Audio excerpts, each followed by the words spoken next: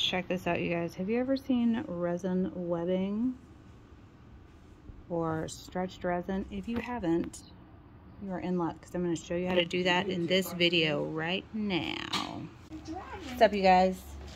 So I just want to further see about this resin webbing that I just kind of discovered, or resin stretching, or marshmallow fluff resin.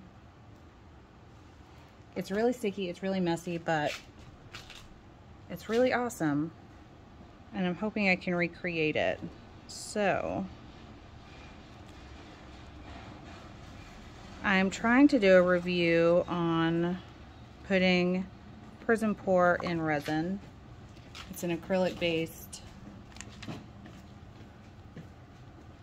resin, acrylic based paint, and because resin doesn't like acrylic based paint, it kind of made it turn into marshmallow fluff, which is oddly where I saw this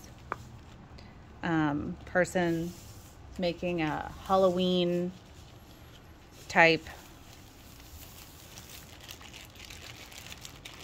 cupcake, and they were stretching marshmallow fluff over it to make spider web. So I mixed up some Prism Pour in resin, and it turned it into straight up marshmallow fluff. So I am going to stretch some resin over this coaster. I think it'll be awesome, and you can actually use this to do labradorite, to do spider webs, to do basically anything that you want to create fine straight lines over your resin piece. So I'm just working the mixture of resin and Prism Pour between my fingers, and then stretching that over this coaster. I believe that I could stretch this far enough to work it over an actual piece, not just a coaster, but I didn't have any more resin mixed up after doing that first bit today on the live feed. But I just wanted to do a video that's exclusively on this resin stretching for this web look.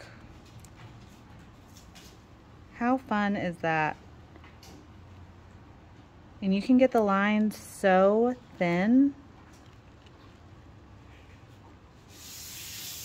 I'm just very excited about this technique. I'm gonna put it over a labradorite piece, and I'm gonna try it with making marble,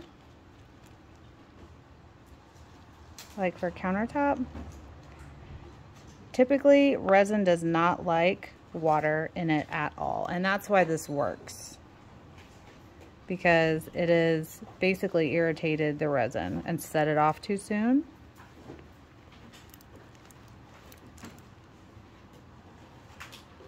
However, sometimes you get happy little accidents like these. And I'm going to definitely use this for a labradorite piece. I think it would look very much like what I'm trying to do with labradorite. It's hard to get thin, straight lines, but this looks like it will be the perfect solution. So all I did was mix some Prism Pour into resin, and it set it off too quickly, because that's what happens when you put water-based paint in resin, and it turned into like a marshmallow fluff consistency.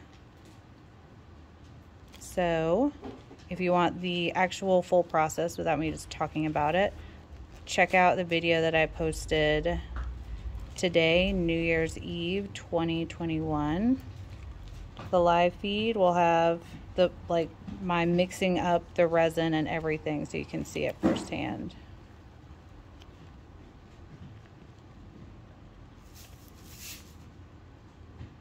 I just think this is super cool. I hope you guys give it a shot. I haven't seen anyone else do it.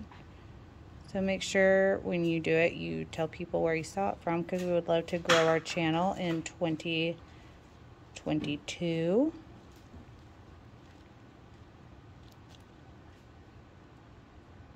And if you're doing this for a countertop, make sure you use a sled coat, because water will kind of, not water, acrylic paint, because it has water in it, will kind of degrade the durability of your resin for a functional piece. So just keep that in mind if you're doing this on a countertop. I will be doing it on some larger pieces very, very soon, because I think it is just the coolest thing. What do you guys think? Leave me a comment down in the description box below this video. And tell me your thoughts. I'd love to know what you think. Let's hit it with some heat, pop those bubbles.